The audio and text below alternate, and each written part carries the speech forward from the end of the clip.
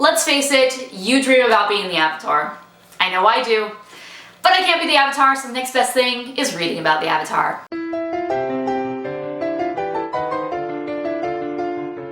Now, I think this book is so cool. If you know me, I'm a huge Legend of Korra fan. We got books 3 and 4 really quickly, all together in 2014.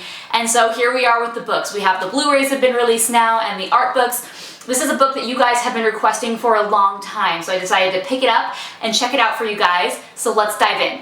Now, the book is divided into 14 chapters. Now, there are 13 episodes, and this book has one chapter devoted to each episode. And then there is a 14th chapter, which is just kind of random ancillary art. I think this is a really cool way to set up this book. Many art books are just about movies, so you can't really do it per episode, and I think this is just a great way because each episode focuses on different things, sometimes different characters, different worlds, and we get to see the progression of the season through all these episodes. Now, you know what's really cool? If you watch my review of The Legend of Korra Blu-ray Book 3, then you can see that they have great bonus features for every single episode. And I think the fact that this is divided into chapters and those audio commentaries and bonus features are also divided by chapters, these two go hand in hand. You could be watching the audio commentary while reading this book and flipping through the art at the same time. I think it's just, they pair so well together. Definitely get both. Now, there is an introduction by Mike and Brian, and then one of the producers, Joaquin dos Santos. And I love just seeing their different interpretation of the season, how things went. It was even dated on when they had written this introduction to this book.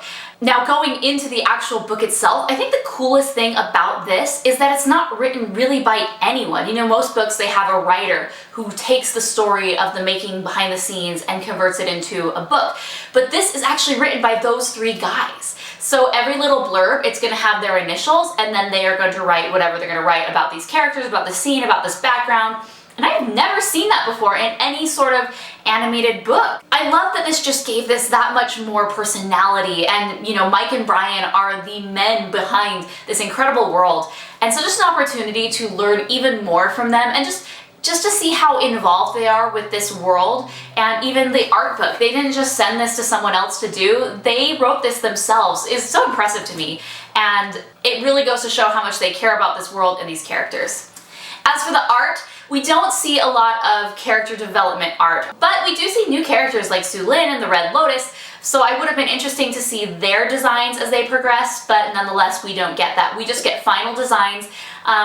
There isn't a lot of like sketchy concept art. A lot of the art in here is very finished and refined. So you're gonna see, you know, one character from 5 different angles, and it's gonna be perfectly, you know, drawn out, colored, shaded in. You know, which is perfectly fine. Some art books tend to go the more finished, perfected route, and other art books more the unrefined, exploratory. This is definitely more perfected.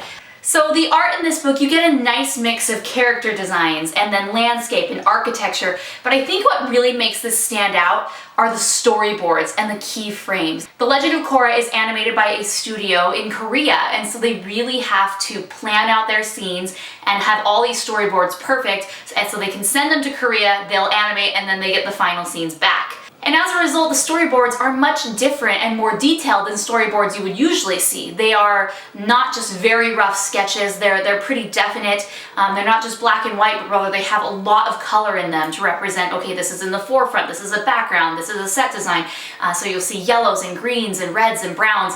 Every time that I got a page that had a storyboard on it or just key animation frames, I loved them. Just so much detail went into those, and they're just a great part of this book that makes it stand out. I loved seeing the backgrounds and the landscapes. Oh my gosh, these paintings for even just like a room with a table with a vase on it were so mind-blowingly beautiful.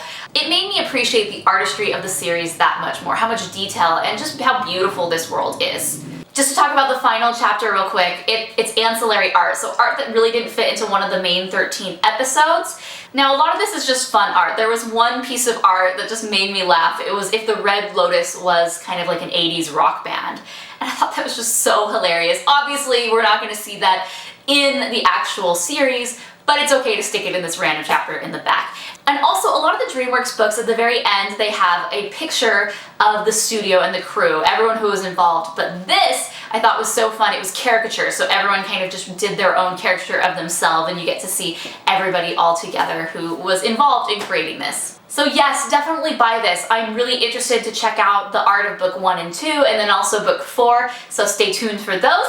But in the meantime, definitely use our Amazon affiliate link, which has been on the bottom this whole time, and then it's in our notes so you can purchase it. You can also buy this on Book Depository, and also we have Amazon links for specific countries. So if you're one of our worldwide listeners, check it out and definitely use our links there. It helps support us so we can go buy more of these books. So bye bye bye.